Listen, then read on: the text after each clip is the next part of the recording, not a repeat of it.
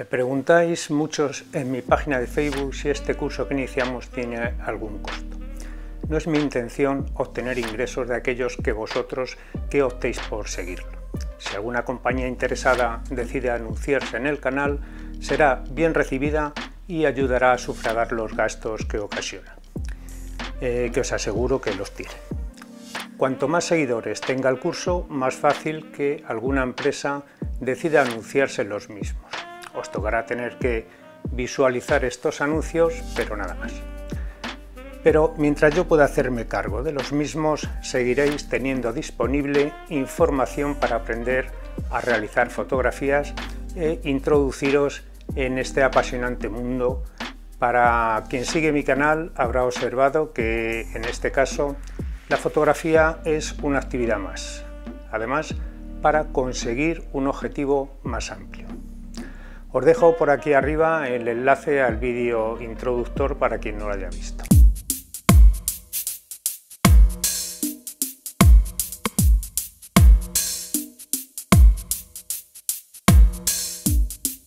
En la actualidad hay muchos tipos de archivos que contienen imágenes. Nos centraremos solamente en dos tipos, los más habituales dentro de la fotografía digital: el formato JPG y el formato RAW. Los archivos JPG son los más utilizados para almacenar, presentar y compartir fotografías. Fue diseñado para comprimir imágenes y es un estándar para el manejo de imágenes en Internet, por ejemplo. Por ello su uso se ha extendido tanto junto con el auge de la fotografía digital. Es el tipo de archivo que producen la casi totalidad de las cámaras fotográficas y usa las siglas JPG en su extensión de archivo. Cuando la cámara toma una imagen en formato JPG, le aplica algunos parámetros al procesarlo, como ajuste de nitidez, reducción de ruido, contraste, saturación, por lo que cada cámara lo hará de una forma distinta. Actualmente, la enorme resolución de las máquinas casi obliga a utilizarlos, ya que generan archivos muy grandes y con JPG tenemos una buena compresión, aunque se pierde algo de calidad. Así, tiene la ventaja que no necesitan procesado posterior, se visualizan en cualquier plataforma y son más rápidos de procesar por la propia cámara. Ahora bien, debemos ser más precisos a la hora de elegir el balance de blancos y la exposición, puesto que cualquier arreglo posterior que queramos hacer ya de la fotografía nos hará perder mucha calidad. Luego están los otros archivos, los archivos RAW. El formato RAW tiene los datos de la imagen tal y como los ha tomado la cámara, tal y como los ha captado el sensor. Los archivos RAW son el equivalente digital a los antiguos negativos de la fotografía analógica o química. En el procesado al que debemos someterlos se pueden variar absolutamente todos sus parámetros, los niveles, la saturación, el enfoque, incluso la temperatura de color. Esta es la ventaja más importante de las fotos tomadas en este modo y es tan poderosa que se vuelve muy recomendable disparar siempre en RAW. Además, las fotos sacadas así pueden comprimirse sin perder calidad, a pesar de que las sometamos a infinitas modificaciones. Cada fabricante tiene su propio formato RAW, que se puede distinguir por sus extensiones: CRW para Canon, NEF para Nikon, ORF para Olympus, PTX Pentax, RAW Panasonic, ARW Sony. Requiere ser procesado por un software que lo soporte y suele ser denominado el negativo digital. Esto es por su analogía con la fotografía tradicional, como vimos antes. La tendencia actual de la fotografía digital va encaminada a trabajar en este formato, puesto que permite un gran control por parte de los usuarios, ya que contiene, sin procesar desde el sensor, todos los datos de cómo se ha tomado la imagen. Técnicamente no son archivos de imagen aún, puesto que deben ser procesados, como hemos dicho, por un software que interpreta estos datos y los maneja. Por cierto, cada fabricante tiene una forma distinta, digamos, de manipular esos datos. Hay programas de procesado de la imagen que, aunque todos muy parecidos, cada uno tiene su particularidad. Al final del vídeo volveremos a hablar de estos programas y como desventaja está la mencionada falta de estandarización que requiere un procesado por un programa que sea compatible y requiere convertirlo a otro formato para compartirlo a través de Internet por su enorme peso. Como hemos mencionado, los caminos que va tomando la fotografía digital va desechando unos formatos en favor de otros. Sobre todo por la flexibilidad, por la estandarización, como hemos dicho, y su facilidad de manejo. Hoy en día los archivos JPG y los RAW son los más extendidos y no hay uno mejor que otro, ya que unos se adaptan mejor que otros a las necesidades de un tipo de usuarios. Pero hay que reconocer que es recomendable utilizar archivos en bruto, aunque obliga a tener cierto conocimiento de procesado y requiera más tiempo de manejo. Vamos a hablar de la resolución del sensor y su relación con la fotografía. Relacionado con el tamaño del sensor se encuentra la resolución con la que sea capaz de sacar una fotografía. La resolución es el tamaño de la fotografía, medida en píxeles de ancho por alto. Las cámaras dan opción de guardar a distintas resoluciones, dependiendo de la finalidad que vayamos a darla. Si la vamos a dar una utilidad solo a nivel de Internet y de ordenador, no es necesario trabajar a resoluciones muy grandes. Observar, por ejemplo, la resolución que tiene vuestra pantalla de ordenador y os daréis una idea. Aunque disparar a resoluciones elevadas nos permitirá algunas ventajas, como poder recortar la fotografía, reencuadrarla según nuestros deseos, y este tipo de cosas las hacemos sin perder calidad. Cuando avancemos más en el curso y veamos los programas de edición, comenzaremos a fotografiar en formato RAW. Os recomiendo, si sois principiantes, que solo si disponéis de tarjetas de memoria rápidas y algún lugar para ir almacenando los archivos, disparéis en formato RAW y JPG a la vez, que casi todas las cámaras permiten este tipo de toma, sobre todo si vais a lugares donde no penséis volver o tengáis posibilidad de sacar esas fotografías irrepetibles. Ya daremos utilidad a esos archivos en un futuro. Hemos hablado de las tarjetas de memoria. Cuando hacemos una fotografía hemos dicho que se crea un archivo y este debe guardarse en algún dispositivo de memoria para almacenarlo. Todas las cámaras disponen de alojamientos para insertar tarjetas de memoria. Como nos pasaba con los formatos, ocurre también con las memorias, que no hay un estándar. Cada fabricante opta por uno de ellos, aunque hoy día las más utilizadas en fotografía de consumo suelen ser las tarjetas SD o micro SD, que os pongo unas imágenes por aquí para que las veáis.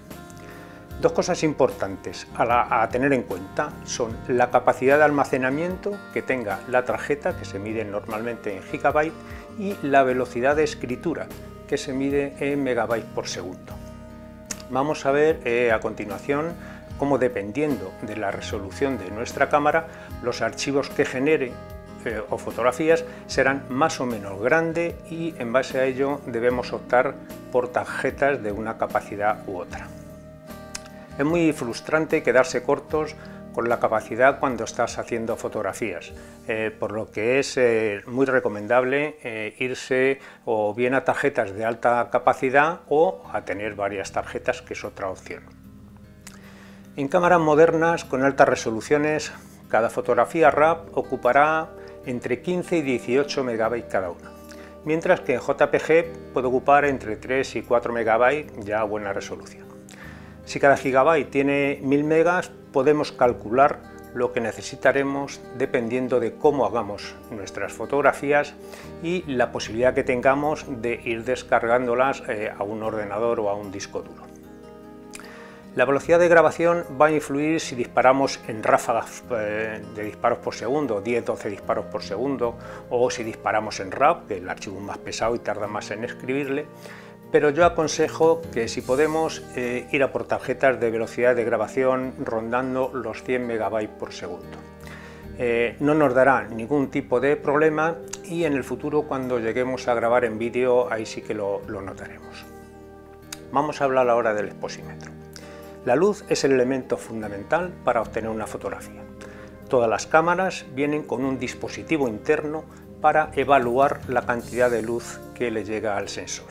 Este dispositivo se llama exposímetro. Hay exposímetros que miden la luz incidente, que es la que llega al sujeto, suelen utilizarse por los profesionales, y miden la luz que recibe el objeto. Luego esos datos que arroja se introducen en la cámara y se hacen las fotografías. El exposímetro de las cámaras lo que miden es la luz reflejada, es decir, a mí me está dando una luz y se refleja y la cámara la capta. Pero aunque es menos fiable, es suficiente para nuestros propósitos. Normalmente podemos elegir entre la luz que refleja un punto, que es medición puntual, la luz que refleja el área central de la fotografía, que sería la ponderada al centro, o todo el área del visor, que sería medición matricial. En todos los casos, el exposímetro realiza una ponderación media de esta luz y nos informa mediante una escala si la exposición es correcta. Que está en el cero es una exposición correcta, si se encuentra en el menos le debemos dar más luz y si se pasa al más es que le está entrando demasiada luz. En nuestros comienzos aconsejo poner la medición ponderada al centro, ya que será donde en un principio se encuentren los puntos de interés de nuestras fotografías. Debemos saber que los exposímetros miden la luz con un patrón estándar, que es el gris medio, es decir, no miden el blanco sino este tipo de gris.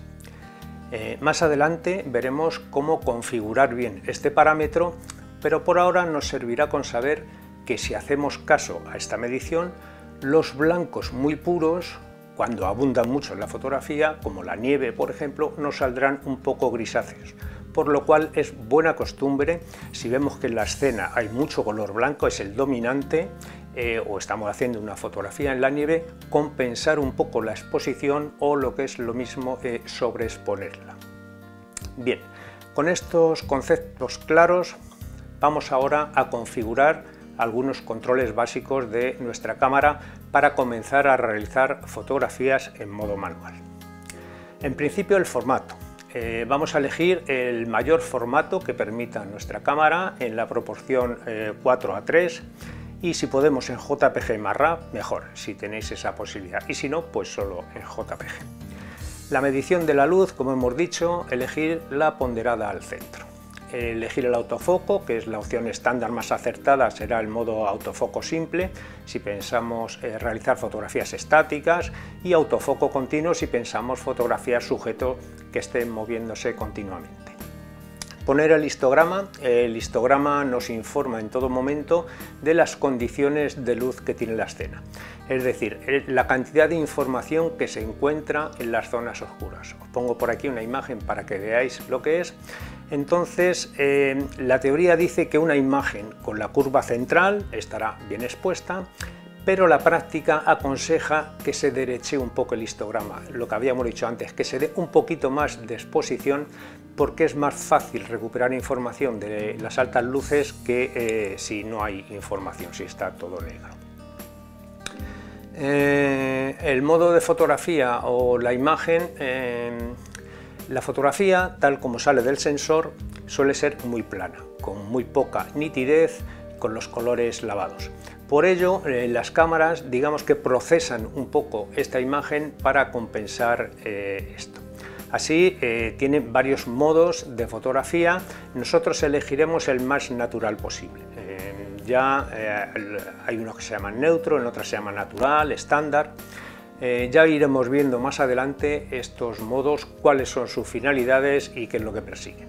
Si no queréis leer, dejarlo en el que traiga por defecto, que nos va a servir. Luego, el funcionamiento del ISO, diafragma y la velocidad de obturación. Volvemos a incidir en estos tres parámetros que son el fundamento de una buena exposición. El dogma dice que el ISO, cuanto más bajo mejor. Mejor calidad de imagen, mejor en todo, ya que no forzaremos el sensor. El diafragma idóneo es aquel que se encuentra en el rango medio del objetivo que estemos utilizando, ya que la máxima calidad de la lente suele estar en el centro, en este punto. En casi todos los objetivos suele encontrarse en torno al valor 8 de apertura. La velocidad de obturación ha de ser lo más rápida posible para que la imagen salga con definición y no se trepide, o también podemos utilizar un trípode. Esto es el dogma, pero como veremos, a veces no solo se hace necesario saltarse los dogmas, sino que creativamente puede ser hasta interesante. En realidad, lo que tenemos que conseguir con la manipulación de estos tres parámetros es que el exposímetro nos marque 0, o sea que está bien expuesta la fotografía. Y si acaso, como hemos dicho, más 1/3 o más 2/3 de sobreexposición. Así que lo que interesa es valorar el que queremos conseguir con una fotografía. Queremos fotografiar un paisaje. La quietud domina la escena, mejor utilizar un trípode que nos asegure poder utilizar velocidades bajas y así poder mantener un ISO bajo y utilizar un objetivo gran angular para ampliar todo lo posible la escena y cerrar el diafragma para ganar toda la profundidad de campo posible. Queremos hacer un retrato. Pues él o la modelo puede mantenerse quieta, con lo cual no nos interesa disparar a velocidades lo más altas posibles para ganar nitidez. Van a ser primeros planos, se va a ver mucho las caras y ahí interesa que no esté trepidado en absoluto. El enfoque tiene que ser a los ojos para que tanto esto como el rostro salga nítido, y los objetivos en micro 4/3 suelen ser entre 45 y 75 milímetros y entre 50 y 70 milímetros cuando hablamos de la fotografía de 35 milímetros. Luego el ISO. El ISO va a jugar un papel importante para equilibrar la exposición o una luz potente de flash, porque siempre se trabajará normalmente en estudio. Ahora imaginar que queremos hacer una fotografía social o callejera. La gente está a su aire, no va a posar para nosotros. Luego ahí interesan velocidades de obturación altas, sobre todo para que congelen la imagen, de 1/200 para arriba, salvo que queramos mostrar desenfoques de movimiento, como algunas fotografías que os muestro por aquí, que a mí personalmente me gustan mucho y dan mucha creatividad. Luego objetivos pequeños gran angulares como 35 milímetros o 50 milímetros nos darán unas aperturas muy buenas para este tipo de fotografía. ¿Qué proponemos para esta semana? Podemos practicar durante esta semana utilizando el modo manual de la cámara y realizar pruebas haciendo foto de paisaje, de retratos y social, pero variando estos parámetros que hemos dicho, hasta que veáis cuál es el que mejor se adapta a este tipo de fotografía, a vuestros gustos personales que también influyen, y con estos pequeños consejos que hemos dado yo creo que podéis iniciaros ya en practicar. Como he mencionado antes, si no tenéis posibilidad de procesar las imágenes RAW, disparar en JPG. No obstante, para aquellos que os sintáis más lanzados, os voy a hablar un poco de los programas de procesamiento en RAW y os aconsejo que en un principio solo os limitéis a tocar lo que es la exposición, si hiciera falta, si no, no, el contraste, la nitidez y la saturación para llevarla un poco hacia vuestros gustos. Normalmente la nitidez suele venir en unos valores por defecto en los programas para compensar las imágenes planas que captura el sensor. ¿Cómo procesar nuestros archivos RAW? Los programas que más fácil podemos obtener son los del propio fabricante de la cámara. Normalmente los suministra o bien en un CD o nos da una dirección web para que podamos descargar desde su página estos programas. No solo son sencillos de manejar, suelen ser muy intuitivos, sino que también son gratuitos y además mucha gente defiende, yo entre ellos, que son los que más calidad son capaces de obtener de los archivos RAW, pues es el propio fabricante quien mejor conoce los sensores, porque en el fondo lo que se intenta con estos programas es resolver una imagen que ha salido del sensor. Tienen como desventaja que solo son compatibles con los formatos RAW de su marca, por lo que si tenemos cámaras de distintas marcas o tenemos más de una cámara o vamos a tener una cámara en el futuro, pues nos tocará utilizar otro programa. Canon suele tener su programa que se llama Digital Photo Profesional, Nikon el Capture en XD, Sony creo que se llama Data Converter. En realidad algunos de estos son más limitados que otros. Canon es muy bueno el que tiene, puesto que lleva muchos años ya en el mercado. Luego, Camera Raw es un programa muy útil, bien integrado en la herramienta de edición fotográfica por excelencia, que es Photoshop. Entonces, dado que este trabaja solo con formatos de imagen de archivo y RAW no lo es, viene incluido en Photoshop un programa de edición de ficheros RAW que se llama Camera Raw. Por lo tanto, aunque es gratuito, en realidad no lo es porque es un plugin que viene con Photoshop. La suite fotográfica por excelencia es el Lightroom, es el programa de Adobe que recoge todo el flujo de trabajo de un fotógrafo, desde la importación, la clasificación, por supuesto el revelado RAW y hasta la exportación en web a servicio de impresión, de proyección, etc. Lleva integrado el Camera Raw en su módulo de revelar y destaca la comodidad de abarcar todo el flujo de trabajo necesario en un solo programa. Hay otros programas gratuitos que nos darán la posibilidad de procesar nuestras imágenes RAW. Abajo os dejo los nombres y las páginas web desde donde podréis descargarlos. Todos son muy intuitivos y nos permiten manejar los parámetros de lo básico, la exposición, el balance de blancos, el contraste, la nitidez, las luces y las sombras y la saturación, así como recortar y nivelar las imágenes si nos hubieran salido un poco torcidas. En un principio no recomiendo tocar otros parámetros que no sean estos, aunque la curiosidad suele ser buena maestra para el aprendizaje. Y bueno amigos, eso ha sido todo por hoy. Si os ha gustado el vídeo, ya sabéis, darme un like, suscribiros al canal y nos vemos la semana que viene con otro vídeo donde iremos ampliando poco a poco estos conocimientos. Hasta luego.